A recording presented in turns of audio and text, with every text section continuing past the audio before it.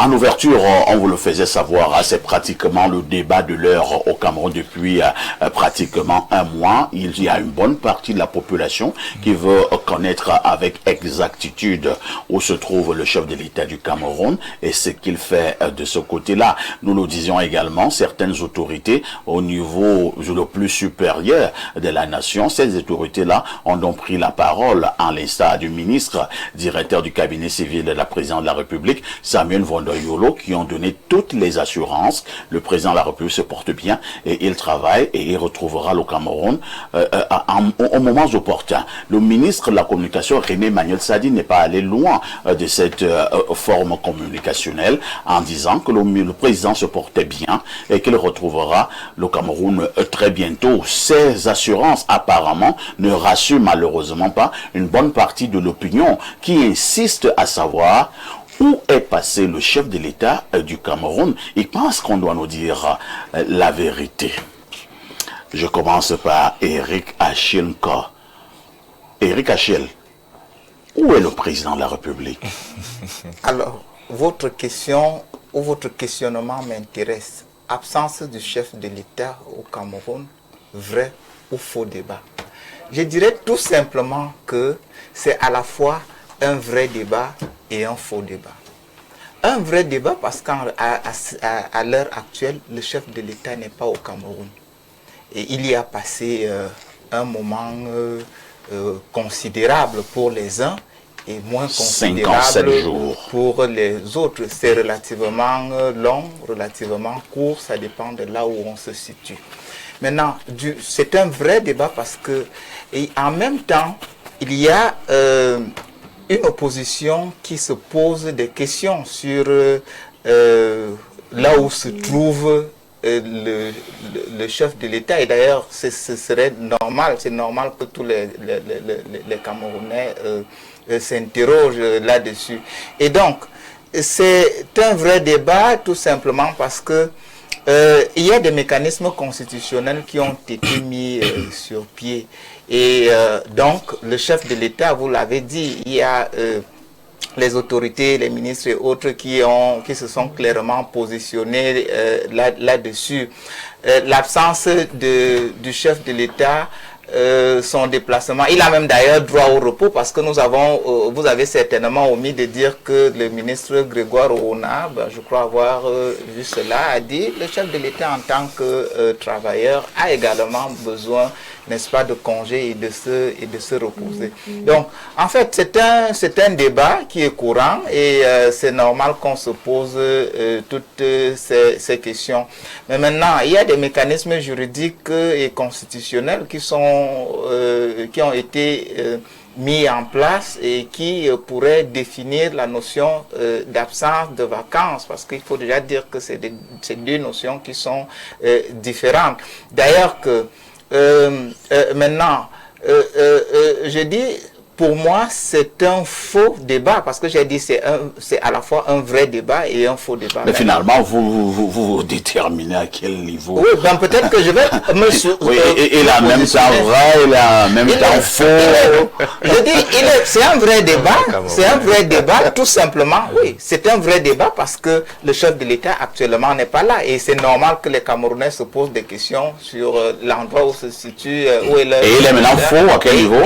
Maintenant, il est faux du point de vue bantou, je suis un bantou, et je sais que le chef de l'État a une portion de pouvoir. Il n'a pas tout le pouvoir. Nous sommes dans un contexte, dans un pays, un État semi-présidentiel. Ça veut dire que dans les faits, il est vraiment semi-présidentiel? Non. On est du Quelqu'un dira même qu'il est hyper présidentiel. Non, il est semi-présidentiel parce que tout au moins on a un premier ministre, on a d'autres institutions, le Sénat et autres qui font également bien leur travail. Vous voulez parler des caisses de résonance? Non, même s'il y aura toujours des caisses de résonance, moi je ne voudrais pas rentrer dans le jeu des résonances. Je voudrais tout simplement rentrer dans le jeu institutionnel et le style institutionnel qui a été mis en place. Alors, donc, le chef de l'État n'est certes pas là, Et je l'ai dit, il a une portion de pouvoir parce que le Premier ministre est là, les autres institutions sont là, il coordonne, il fait ce qu'il y a à faire. Et dans cette coordination, il pourrait se retrouver en Suisse, n'importe où, et peaufiner et continuer à gérer. D'ailleurs, n'oublions pas qu'on a vu certains chefs d'État de faire, parce que la politique également, c'est la pratique. On a vu, par exemple, en Algérie, Abdulaziz Bouteflika, qui était à un moment donné resté en retrait et qui a gouverné. Maintenant, ça c'est un sujet qui est important, mais en même temps, je le trouve personnellement, là je me positionne, il est périphérique parce que en tant que Bantou, le chef, il est chef. Est-ce que la présidence d'un pays a quelque chose à voir avec ton bantouisme? Non, en réalité... Hein, les Bantous cherchent quoi, la présidence? Non, je vais vous dire une chose. Oui. Notre problème, c'est d'avoir perdu nos repères. C'est-à-dire, dans nos comportements, dans nos habitudes, il y a des choses qu'on retrouve.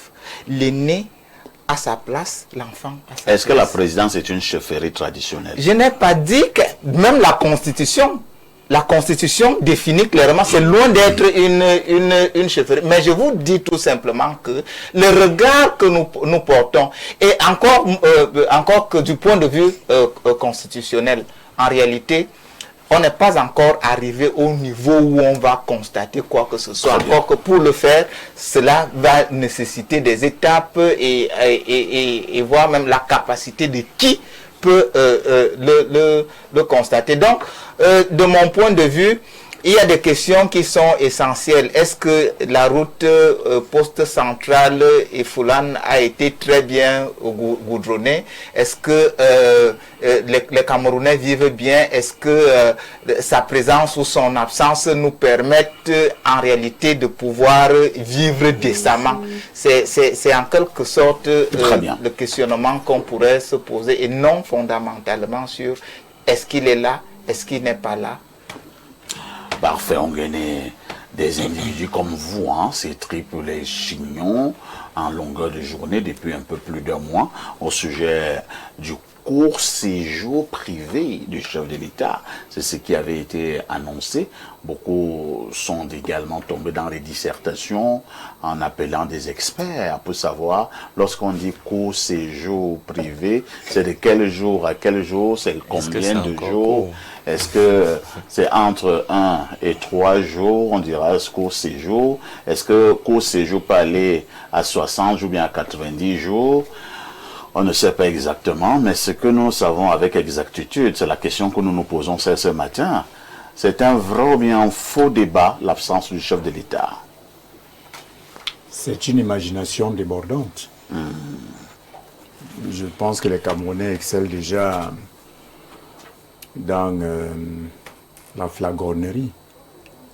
Je constate que les gens n'ont rien à faire, à titre individuel, pour se poser ce genre de questions. Nous sommes dans un état de droit et tout est encadré par les lois et les règlements en vigueur dans notre pays. La première question qu'on doit se poser, est-ce que nous sommes dans la légalité, dans la licéité ou pas?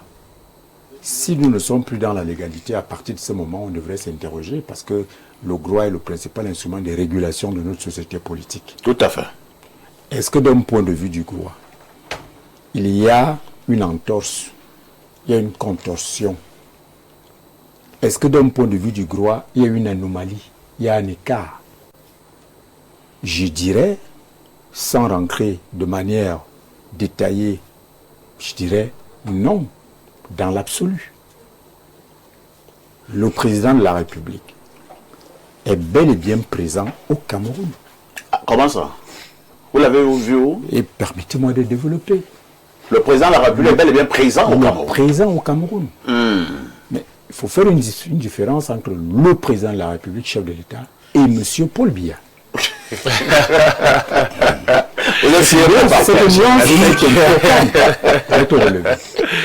Quelle gymnastique. Le président de la République, chef de l'État, est bel et bien au Cameroun.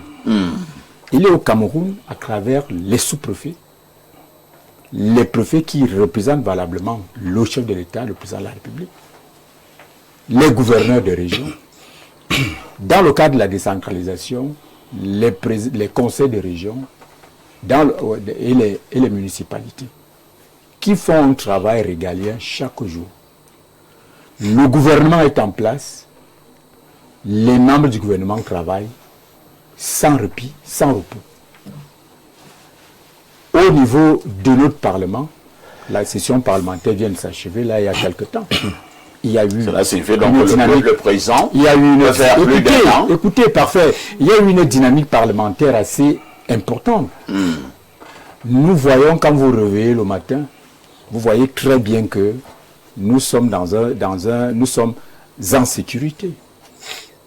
Alors, ça veut dire que d'un point de vue fonctionnel, du rôle du président de la République, dont la mission principale est de veiller à la continuité de l'État et de veiller à la sécurité des personnes et des biens et de veiller à la bonne marche des affaires de l'État.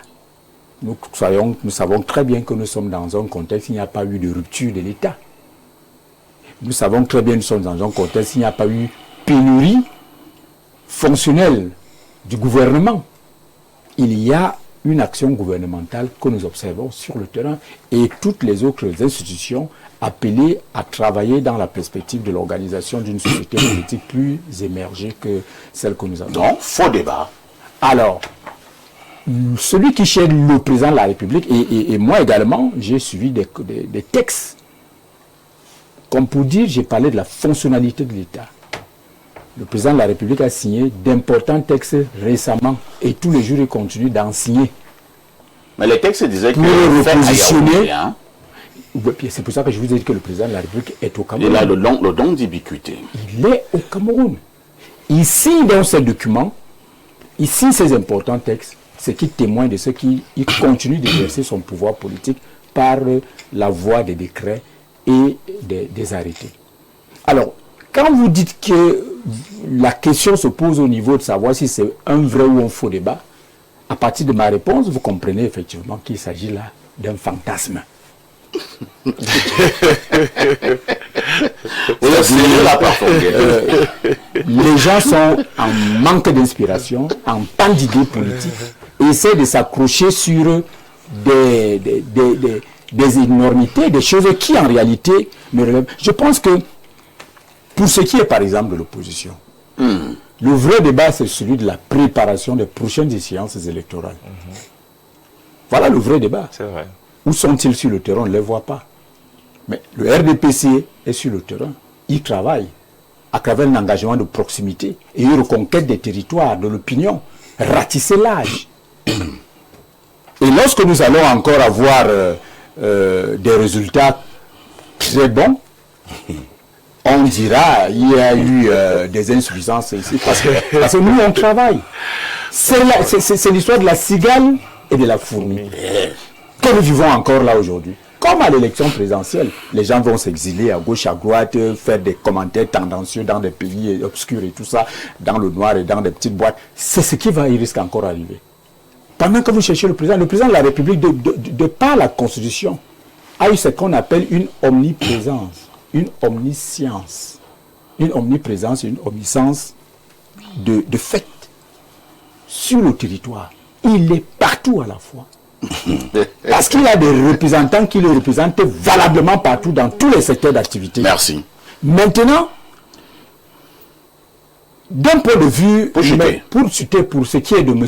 Paul Biya, M. Paul Biya peut être physiquement, je parle de l'homme physique, du président de la République, homme physique. Mais avant, on parle de l'homme spirituel. Non, je parlais du président de la République, institution. D'accord. Maintenant, le président de la République, homme physique, est parti en court séjour privé. Il est toujours court? Oui, mais nous, je vous ai dit que la loi n'a pas encadré la durée ou défini les périodes pour dire voilà ce qui est court, voilà ce qui est long, voilà ce qui est moyen. Le président niveau quand même de ton intelligence. Mais de quelle intelligence parlez-vous? On dit court. Non. C'est pas différent de long? Oui, c'est différent de long. Tout dépend maintenant du contenu de court et du contenu de long. À quel niveau, l'absence du président peut être jugée de courte ou bien de longue? À quel niveau?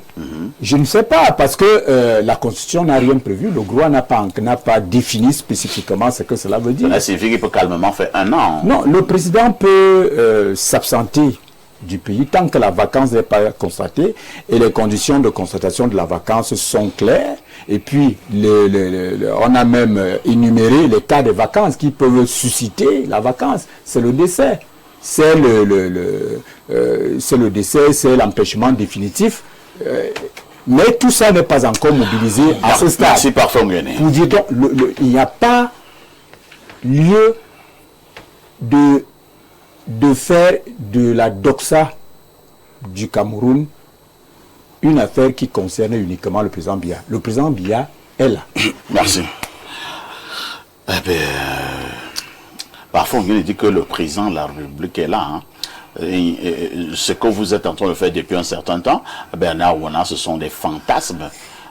Donc le pays est dirigé, les décrets sont signés, il n'y a pas de problème. Et donc en réalité, c'est un faux débat.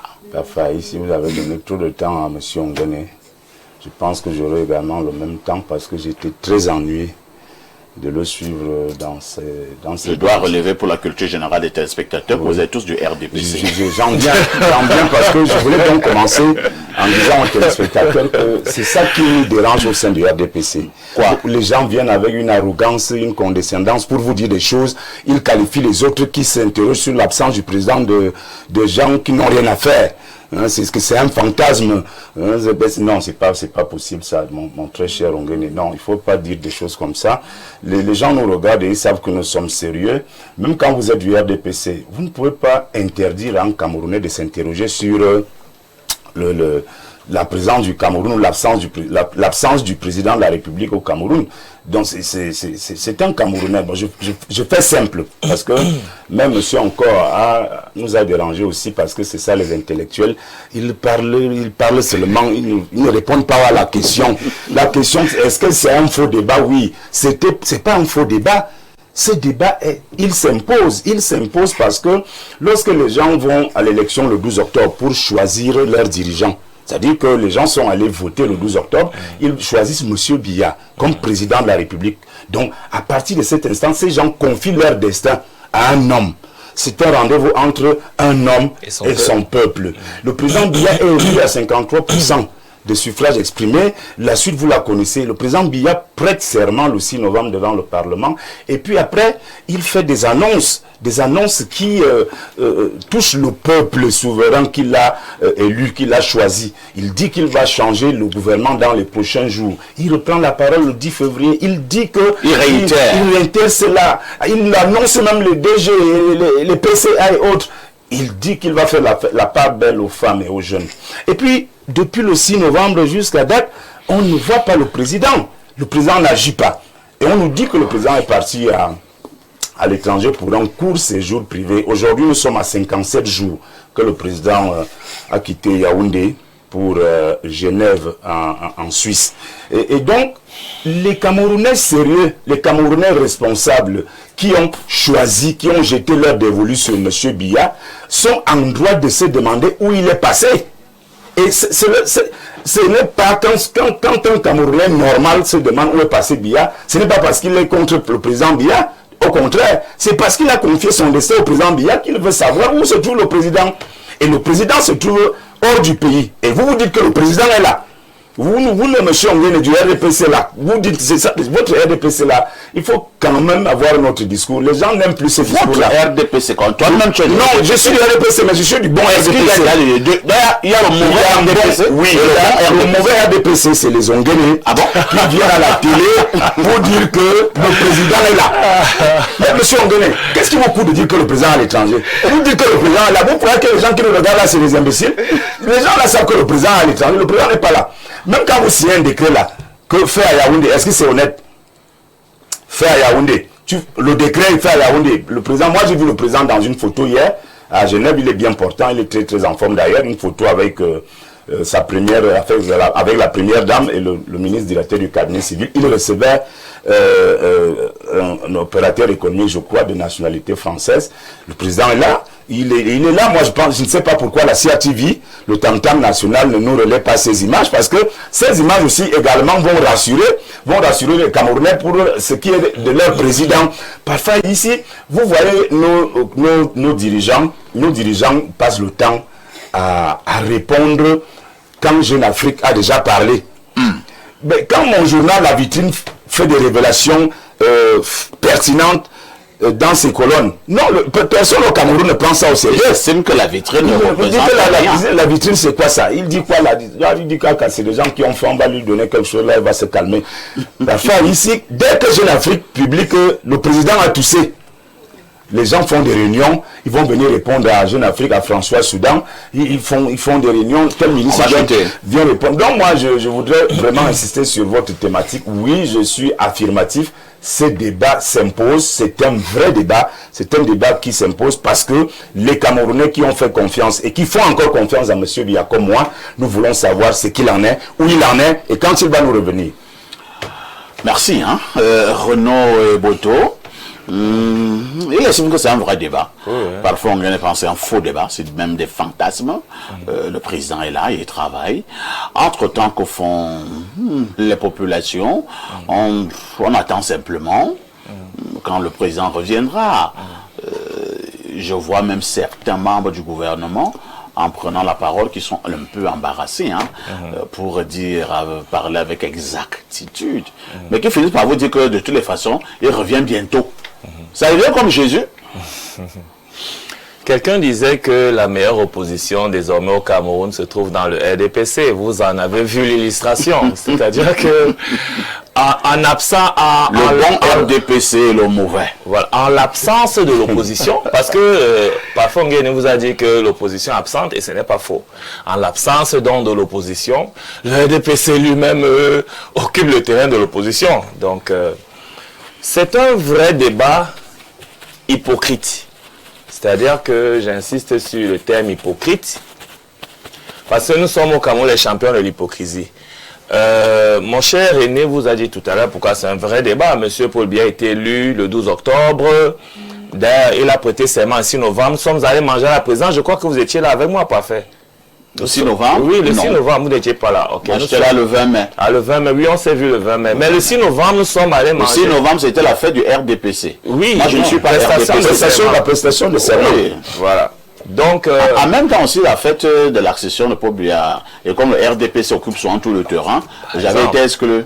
Donc, vous voyez que on a célébré ce jour la victoire de M. Paul Biya à l'élection présidentielle comme président du Cameroun. Et en tant que tel, les Camerounais ont donc le droit de s'interroger sur sa présence et sur ses activités. C'est légitime, on ne peut pas le leur refuser. Sauf que M. Paul Biya est né le 13 février 1933, selon ce que nous savons.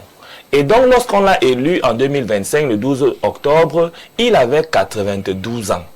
S'il termine son mandat, il aura 99 ans. Donc, c'est un monsieur qui a un certain âge. Et lorsqu'on a un certain âge, on a besoin de temps de repos un peu plus long. Ça, c'est naturel. On a besoin de se soigner. On a besoin... Donc, ça fait que de venir mettre ce débat sur la table aujourd'hui, c'est un débat hypocrite parce qu'on savait qu'on avait élu quelqu'un d'âgé en 2025. Alors, ça veut dire quoi? Ça veut dire que le vrai débat, il est ailleurs. Le vrai débat peut se trouver au niveau du fait que le président de la République ait créé un poste de vice-président et que jusqu'à présent, il n'en a pas désigné un. Il y a peut-être des agitateurs qui, dans le sérail, et le DCC en a parlé, qui viennent nous mettre ce débat-là sur la table pour hâter la décision présidentielle de désigner... Tout en soulignant que le DCC n'est pas un agitateur. Non, voilà. C'est lui qui a porté cette parole présidentielle. Et cette parole pèse. Il a rassuré. Encore qu'il y a même un autre problème sous-jacent lorsqu'on analyse la cacophonie gouvernementale qu'on a eue autour de cette question. Cacophonie que moi j'estime... Où en est-on avec l'affaire du général? Non, l'affaire du général est arrivée comme, bien évidemment, comme ce que moi je considère comme étant une construction du bas. C'est-à-dire que il y a des officines qui ont intérêt à nous concevoir. Faux décret. Il y a des officines qui ont intérêt à nous concevoir donc des affaires qui ne sont pas très nécessaires pour occuper l'opinion publique. Et justement, cette cacophonie gouvernementale qu'on a observée, du général, faux débat. C'était c'est-à-dire que c'est pour occuper l'opinion publique. Est-ce qu'on n'avait pas l'impression, est-ce qu'on n'avait pas l'impression que de plus en plus dans ce pays, qu'on l'appelle Cameroun, il y a deux entités qui se donnent des coups, hein, le vrai et le faux. C'est-à-dire, au vrai, on signe une affaire, quelqu'un met d'abord les loupes. Est-ce que le document-ci est vrai ou bien il est faux? Est-ce que c'est le président qui a signé le document-ci? Non, c'est pas le président, au gré des intérêts. Alors, sur le plan politique, est-ce qu'il n'y a pas des risques énormes? Non, mais on assiste à la théâtralisation de la scène politique au Cameroun, tout simplement. C'est-à-dire que c'est un théâtre orchestré par des officines. Il n'y en a pas que deux, il y en a plusieurs. Des officines ont orchestré donc cette théâtralisation-là pour que nous ayons de quoi bavader les dimanches, soit dans les plateaux de télévision ou alors les dimanches midi, tout simplement. Mais la réalité, elle est tout autre. Ce qui est certain, et l'aîné le disait tout à l'heure, le président Paul Biya a fait ce dribble-là. Il le fait depuis des années et c'est encore un dribble qui va encore remettre sur la table dans quelques jours quand il va rentrer au Cameroun. Les militants du RDPC vont aller l'accueillir à la RDPC ou le l'un des deux RDPC va aller l'accueillir à l'aéroport et on va nous exalter comment l'homme il est magnifique. On dira encore, parler encore. Oui, parler encore, le président est de retour, etc. C'est la théâtralisation de la scène politique au Cameroun, tout simplement. Nous savons très bien que le président Paul Biya, il est allé en court séjour. Il est toujours court? On ne sait pas. Il est allé en court séjour. Il va revenir. Il va prendre les rênes de son pays comme d'habitude. Et il a ressorti le même dribble que par le passé. Il aime qu'on spécule sur sa mort. Il aime qu'on spécule sur le fait qu'il ne rentrera pas. Il aime bien ça. Et donc, il nous a encore entraînés dans ce dribble-là. Et nous avons encore pris un zolo, tout simplement. Alain Douk, est-ce qu'il n'est pas également temps pour nous autres Camerounais de nous appesantir sur des choses essentielles? Il y a Eric Achenko qui parlait déjà de l'état des routes. Est-ce que nous ne devons pas voir si tout le monde a de l'eau potable? Est-ce qu'on ne doit pas avoir, comprendre un peu l'accès au concours administratif, le taux de chômage, la vie chère au niveau de nos marchés, que de passer des heures et des heures, des jours et des jours, des semaines, des mois et des mois à parler de l'absence du chef de l'État? Mais qui a la responsabilité d'impulser tout ça dans un système hyper présidentialiste? Et tu vois que immédiatement tu dis le président de la République, et là, du coup, on consacre donc la pertinence d'un tel débat. Mais toutefois, est-ce que ceux qui pensent que c'est un faux débat ont forcément tort? Il a donné un argument de poids. Il dit, mais rien dans le droit positif camerounais n'encadre la durée des séjours du président de la République. Et je dis, parfait, ton homonyme, je suis d'accord avec lui à ce niveau-là.